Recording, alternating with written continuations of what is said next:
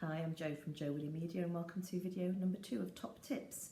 Thank you everyone who engaged with the first one. I hope you appreciated it. I enjoyed doing it. Today I want to talk to you about networking, building relationships with journalists. Now first of all, my first tip is that you need to work out what your client wants to talk about and then who is covering that kind of topic.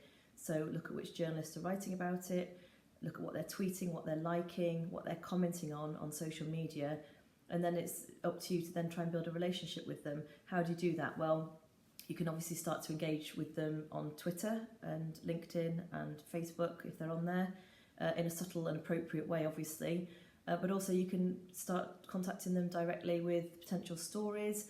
But the best thing to my mind is to invite journalists out for coffee, for a lunch, a nice dinner. We still love doing that, and it's a really great opportunity for you as a PR to tell journalists about what kind of clients you're working with, what kind of stories that you will one day be able to provide them with.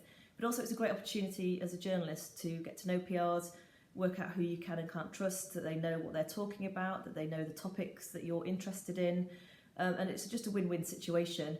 Some of the best stories that I got as health editor at the Daily Express were often from building these kind of relationships with PRs. I found it really invaluable, and I think it's a really good investment of time for PRs to do. And also it just allows the trust relationship to build up for both perspectives. You know that journalists are going to do a good job of writing something on behalf of a client, and also a journalist knows that they can trust you to come up with the goods when they need a story, that it's going to have the information they need, that it's going to be accurate and that it's going to be trustworthy. And my final tip regarding building networks, sometimes I've heard from PR colleagues and contacts that journalists can give them a short shrift.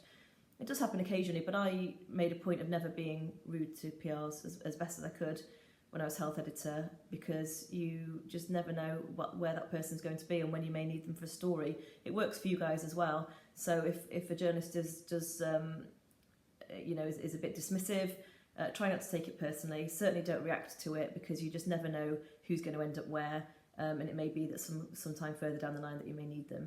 So that's it, my top tips for building relationships with journalists. I hope you've enjoyed it, and I look forward to speaking to you all soon. Bye.